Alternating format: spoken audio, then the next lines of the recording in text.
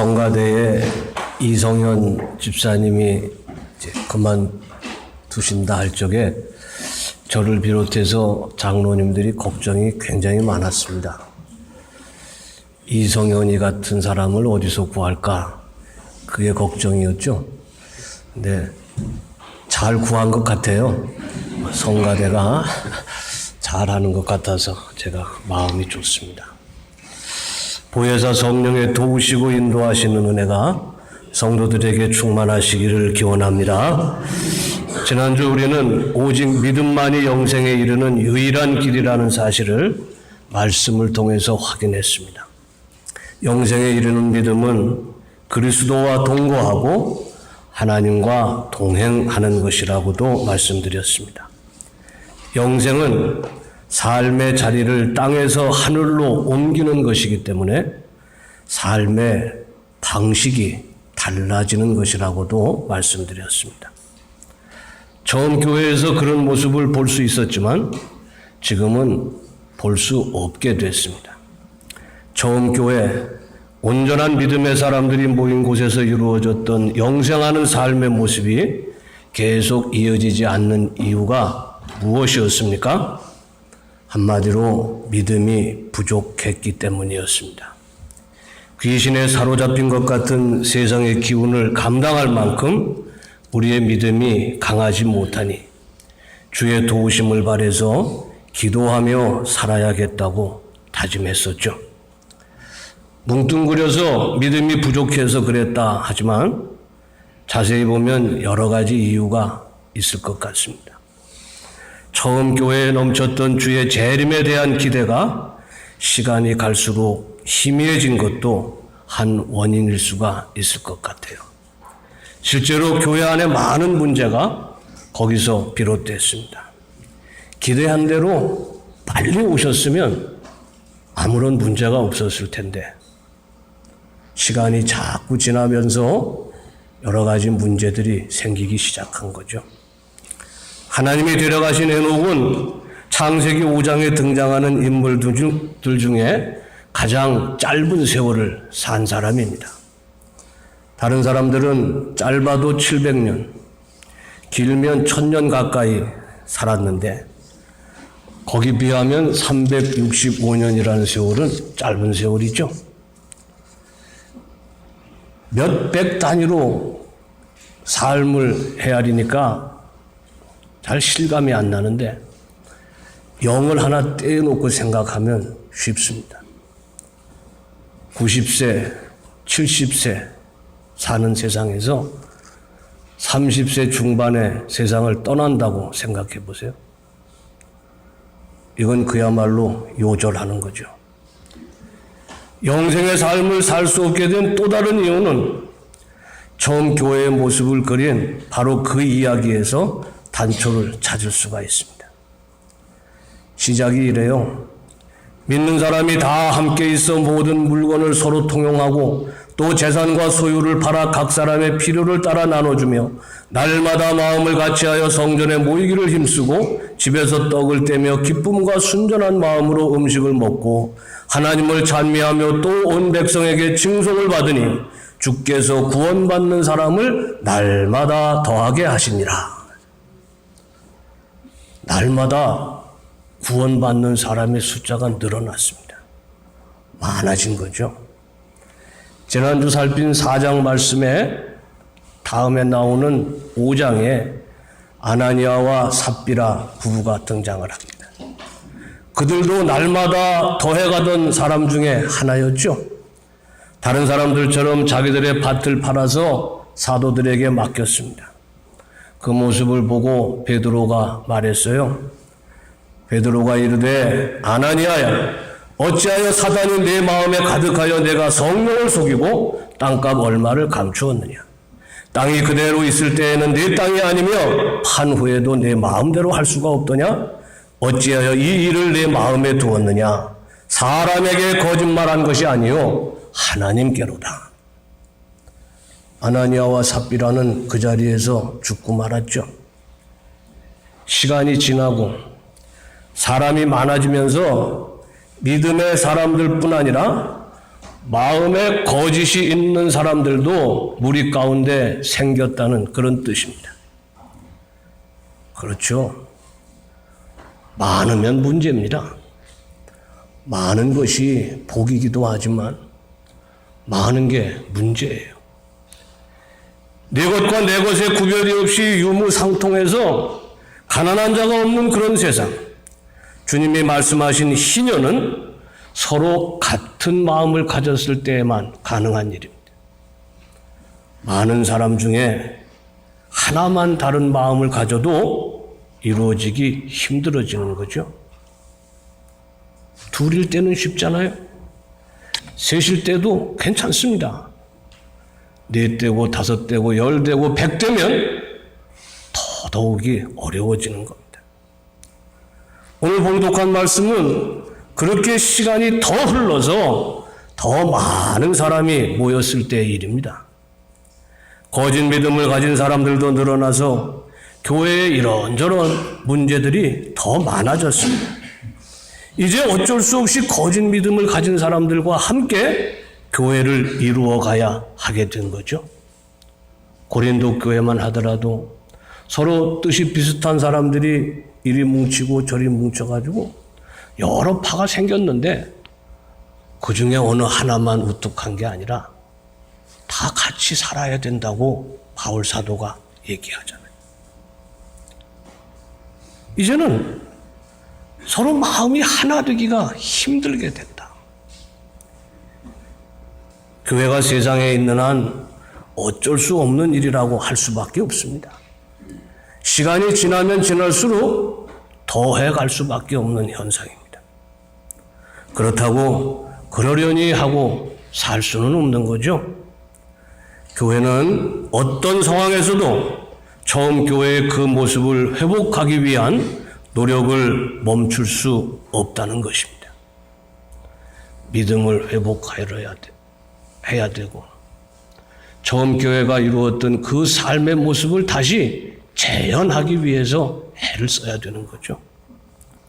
오늘 사도는 처음 교회의 믿음을 회복하려는 사람들에게 말하고 있습니다.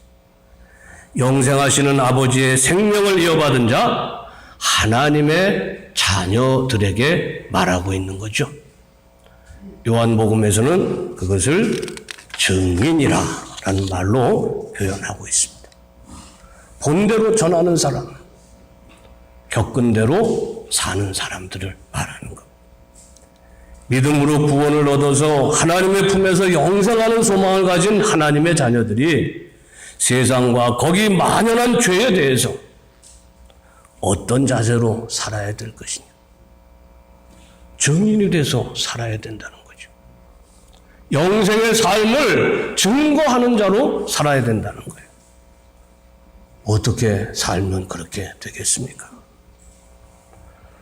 무엇보다 영생의 소망을 버리지 말아야겠죠.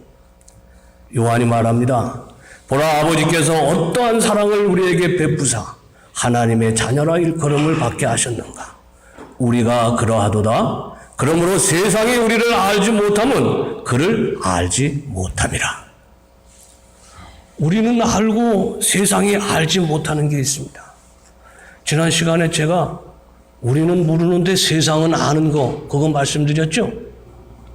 거꾸로 우리는 아는데 세상이 알지 못하는 게 있어요. 세상은 영생의 삶을 모릅니다. 교회에 속해도 거짓 믿음으로 사는 사람은 절대 알 수 없는 거예요. 영생하는 삶이죠. 처음 교회에 성령이 충만할 때 잠시 땅에서도 이루어졌던 그 삶입니다. 우리와 함께 하시는 하나님의 사랑을 알고 믿음으로 말미암아 이루어지는 삶입니다. 하나님의 자녀들이 만드는 삶이죠. 하나님의 자녀는 그 삶을 그리워하는 사람들이에요. 주 예수가 전하고 처음 믿은 자들에 의해 잠시 이루어졌던 그 삶을 버릴 수 없는 꿈으로 간직하고 사는 사람들입니다. 그 삶의 모습이 어떤지 이제는 알 수도 없게 됐지만 한 가지 분명한 것은 하나님의 동산에서 누렸던 그 삶과 비슷할 거라는 거죠. 하나님과 함께 동산을 거닐면서 아무런 구별 없이, 심지어 하나님과도 구별됨 없이 그렇게 살았던 그때입니다. 사랑하는 자들아, 우리가 지금은 하나님의 자녀라. 장래에 어떻게 될 것은 아직 나타나지 아니하였으나 그가 나타내심이 되면 우리가 그와 같을 줄을 아는 것은 그의 계신 그대로 볼 것을 인함이니. 언젠가도 말씀드렸는데 미국의 극작가 유진 오닐이 나사로는 웃었다라는 희곡을 썼다고 그랬죠. 거기 죽었다가 다시 살아난 성경의 나사로가 주인공입니다. 다시 살아난 나사로가 사람이 변했어요. 변한 것 중에 제일 크게 변한 것은 그가 자꾸 웃는 사람이 됐다는 것입니다. 웃을 일이 아닌데도 웃었습니다. 지나가는 높은 사람을 보고 웃고, 싸움하는 사람들을 보고 웃고, 심지어 초상집에 가서도 웃었습니다. 그가 웃는 이유가 있었죠. 그는 죽었다가 다시 살아난 사람이잖아요. 그가 죽었다 할 적에 하나님 앞에 갔다가 왔습니다. 다시 세상에 와서 사람들 사는 모습을 보니까 이건 웃음밖에 안 나오는 거예요. 땅에서, 이 세상에서 무언가 이루려고 애를 쓰고 싸우는 것이 그게 그렇게 우습게 보이더라는 거죠. 가진 것 좀 있다고 거들먹거리는 것도 우스웠습니다. 쓸데없이 근심하고 염려하는 사람들도 우스웠습니다. 전에는 자기도 그렇게 살았으려니 생각하니 민망해서 웃었습니다. 나사로가 웃은 이유예요. 사랑하는 성도 여러분, 부활의 능력으로 산다는 것이 다른 게 아닙니다. 다시 살아난 나사로처럼 사는 거죠. 영생을 아는 자로 세상을 사는 것입니다. 세상을 알지 못하는 영생하는 삶, 하나님의 품을 사모하며 사는 것입니다. 하늘에 주소를 둔 하나님의 자녀임을 잊지 않고 사는 것입니다. 땅에서 나그네와 손님으로 산다는 말의 참 뜻입니다. 또 이 세상의 여러 가지 죄악에서 자기를 깨끗하게 해야 됩니다. 근묵자 흙이라 그랬잖아요. 목 가까이 있으면 검은 게 묻게 마련입니다. 하나님의 자녀도 예외가 아니죠. 우리가 세상에 머물러 있는 동안은 죄를 피해 살 수가 없습니다. 죄와 더불어 산다고 해야 맞는 말이겠죠. 홀로 깨끗할 수 없는 것은 당연한 일입니다. 나는 죄 없다고 말할 수 있는 자가 어디 있겠습니까? 나는 하나님의 자녀요, 하나님 하신 모든 일의 증인이요, 하나님 믿는 자니까 나는 의롭다 할 사람이 어디 있겠느냐고. 그렇게 말하면 그건 거짓이고 교만입니다. 죄악이 가득한 세상에 살면서도 홀로 의로웠던 노아, 온 세상에 멸망하는 가운데 구원을 얻었지만 그도 술에 취해가지고 민망한 꼴을 보이고 말았습니다. 믿음의 아비라는 아브라함은 하나님의 말씀을 듣고도 믿기지를 않아서 코웃음을 쳤고 생명을 구하기 위해서 거짓을 말한 게 한두 번이 아닙니다. 하나님의 복된 약속을 받은 야곱은 남 속이며 사는 것을 우습게 알았던 사람이에요. 하나님의 마음에 합했다는 다윗도 간음하는 죄를 범했고 하나님의 뜻을 거역하는 죄를 범해서 징벌을 당한 것이 여러 번입니다. 사정이 그러니 우리도 어쩔 수 없다고 말하겠습니까? 아니죠. 노아도 다윗도 아브라함도 바울의 말 맞다나 세상에 의로운 자가 하나도 없으니 하물며 나 같은 것이랴. 그런 심정으로 살아서는 안 되는 것입니다. 오늘 사도가 말하는 게 그거예요. 주를 향하여 이 소망을 가진 자마다 그의 깨끗하심과 같이 자기를 깨끗하게 하느니라. 하나님의 생명을 이어받는 자, 영생을 소망하는 자, 하나님 하신 모든 일의 증인이 되는 자는 그의 깨끗하심과 같이 자기를 깨끗하게 하느니라. 오늘 본문에 앞서서 요한 사도가 말한 게 있습니다. 만일 우리가 죄가 없다고 말하면 스스로 속이고 또 진리가 우리 속에 있지 아니할 것이요 만일 우리가 우리 죄를 자백하면 그는 미쁘시고 의로우사 우리 죄를 사하시며 우리를 모든 불의에서 깨끗하게 하실 것이요. 죄를 죄로 알고 죄로 인한 하나님의 진노를 두려워하면서 살아야 된다는 거예요. 죄를 지었다면 하나님 앞에 나아가서 회개해야 된다는 것입니다. 이것이 미쁘시고 의로우신 하나님의 은혜로 깨끗하게 되는 길이잖아요. 하나님의 자녀로 세상을 사는 사람의 모습입니다. 그런데 뭉뚱그려서 죄라고 하지만 죄에는 다양한 종류가 있어요. 성경은 죄를 여러 가지 단어로 표현을 하죠. 여기서 그걸 다 열거할 필요는 없고 주님이 말씀하셨습니다. 그러므로 내가 너희에게 이르노니 사람에 대한 모든 죄와 모독은 사하심을 얻되 성령을 모독하는 것은 사하심을 얻지 못하겠고 또 누구든지 말로 인자를 거역하면 사하심을 얻되 누구든지 말로 성령을 거역하면 이 세상과 오는 세상에서도 사하심을 얻지 못하리라. 죄의 종류가 딱 두 가지입니다. 용서받을 죄와 용서받지 못할 죄죠. 모든 죄가 다 용서받을 수 있는데 오직 한 가지 죄가 용서받지 못합니다. 성령을 회방하는 죄죠. 성령을 회방한다는 것은 성령이 하는 일, 성령의 역사를 가로막는다는 뜻입니다.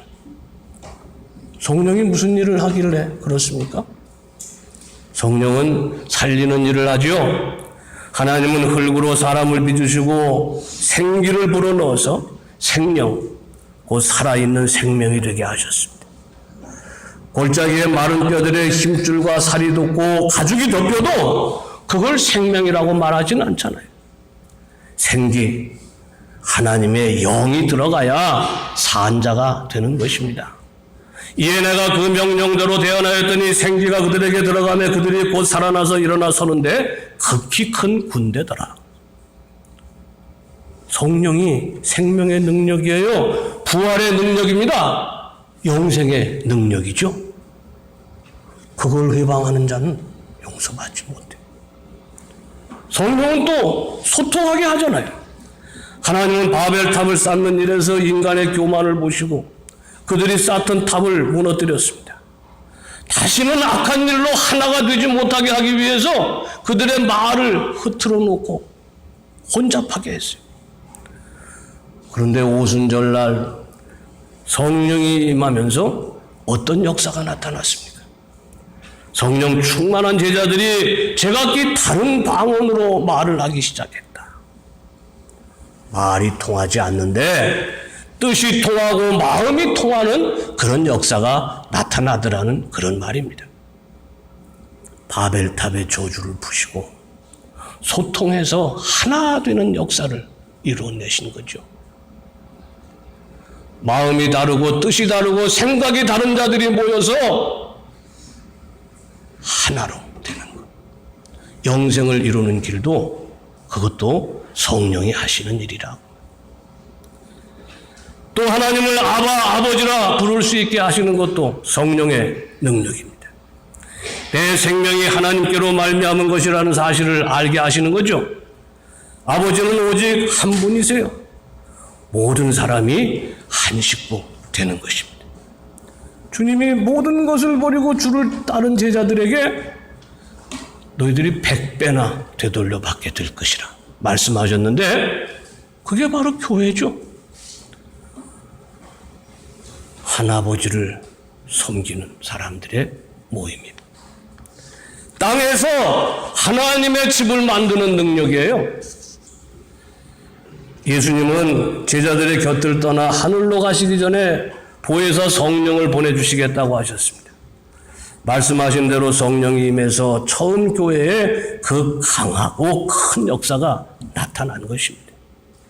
영생하는 삶을 땅에서 이룬 것, 그게 성령의 역사였어요. 지금도 성령은 역사하고 있습니다. 그런데 그 힘이 처음과 같지 않죠? 당장 우리가 지금 영생을 살고 있다고 말할 자신이 없잖아요. 왜 그렇겠습니까? 바울 사도가 말했습니다. 육체의 소욕은 성령을 거스르고 성령은 육체를 거스르나니 이 둘이 서로 대적함으로 너희가 원하는 것을 하지 못하게 하려 함이니라. 우리 안에 성령보다 더 넓게 이 육체의 소욕이 자리 잡고 있기 때문에 그렇다는 거예요. 어떻게 해야 되겠습니까? 육체의 소욕을 죽이는 수밖에 없습니다. 성령은 하나님의 영이시니 우리가 마음대로 부릴 수 있는 게 아니죠. 내 안에 충만해라 그래서 충만해지는 것도 아니고 내 안에서 나가라 그래서 나갈 수 있는 것도 아니에요. 하나님이 보내주시고 하나님이 거둬가시는 게 성령인데, 오직 우리가 할 수 있는 일 한 가지는 우리 안에 성령의 자리를 넓히는 일입니다. 그것은 내 육체의 소욕을 죽이는 것으로만 가능한 일이라. 육체의 소욕은 내게 속한 것이니까 내가 제어할 수가 있는 거예요. 내가 육체의 소욕을 죽이는 그만큼 성령은 크게 넓게 자리하고 내 안에서 역사하게 될 것이죠. 죽어야 한다는 말씀의 뜻입니다. 성령은 본성이 약하고 본질이 약한 우리가 하나님의 자녀로 살 수 있게 하는 능력입니다. 세상의 더러움에서 자기를 깨끗하게 할 수 있는 그런 힘이죠. 살리는 일, 하나 되게 하는 일, 한 식구 되게 하는 일, 이게 다 영생하는 삶에서는 저절로 이루어지는 일들인데 성령을 따라 행하지 못하니까 다시 그런 삶을 우리가 이룰 수가 없게 되는 거죠. 성령을 회방하는 죄는 용서받을 수가 없다고 했으니 내 안에 있는 이 육체의 소욕을 따르는 나를 죽이고 우리 하나님 보내신 성령으로 충만한 성도들 되시기를 기원합니다. 죄의 사함을 받을지라도 그 값은 반드시 갚아야 된다는 것도 하나님의 자녀가 잊어서는 안 되는 일입니다. 요한이 말하죠. 죄를 짓는 자마다 불법을 행하나니 죄는 불법이라. 죄가 불법이면 주님이 법입니다. 법은 심는 대로 거두는 것을 원리로 삼죠. 하나님의 법과 세상의 모든 법이 이 원리를 따라서 만들어지는 것입니다. 우리가 사함을 받은 것도 이거 그냥 된 거 아닙니다. 법대로 된 거예요. 다 법을 따라서 그렇게 됐다고 말이에요. 우리가 거저 얻었다, 공짜로 받았다, 그거 거짓말입니다. 법대로 얻은 거예요. 대속, 속량, 속죄, 그런 말에 들어가는 이 속이라는 글자가 값을 치르고 죄 사함을 받는다는 뜻입니다. 값을 치렀어요, 우리가. 주님이 십자가에 달리심으로 우리가 치러야 할 죄값을 대신 치렀다는 게 그게 대속이요, 속량이요, 속죄예요. 어디 우리가 공짜로 얻은 게 있습니까? 하나님은 불법이 아니시기 때문에 아무리 사소한 죄라고 할지라도 그를 속일 수가 없고 그의 심판을 피할 수가 없습니다. 죄의 사함을 받는다는 것은 죄 때문에 죽지 않는다는 것이지 죄의 값을 치르지 않는다는 뜻이 아닙니다. 주님이 십자가에서 이루신 것은 우리 죄의 값을 대신해서 당신의 생명을 내어주신 거예요. 하나님조차도 당신의 법에서 예외가 되지 않았던 것입니다.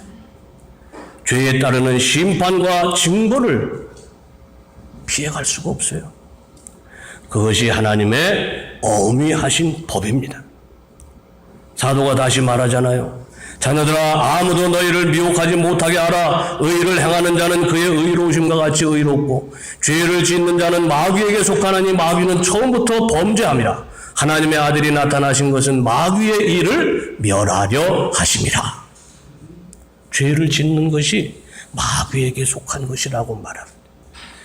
주님이 오신 것은 그 마귀를 멸하려 오셨다고 하시는 거예요. 죄의 싹을 거두러 오셨다는 그런 뜻입니다. 죄의 싹은, 죄의 열매는 사망입니다. 죄가 치러야 할 대가가 사망이라는 거죠. 하나님의 자녀라 할지라도 이 죄의 싹을 치르는 것은 피할 수가 없어요. 야곱을 보십시오. 그는 이름 그대로 남을 속이는 자였습니다. 하나님께서 그의 평생에 함께 하시겠다는 약속을 받은 자였지만은 남을 속인 죄의 대가는 꼭 치르고 말았습니다. 외삼촌 라반에게 속았죠. 20년을 종살이했습니다. 자식들에게 속았죠. 가장 사랑했던 아들 요셉을 가슴에 묻고 산 세월이 20년이 넘었어요. 평생 속이며 산 죄의 값을 치르고 살았다 그 말이에요. 다윗을 보십시오.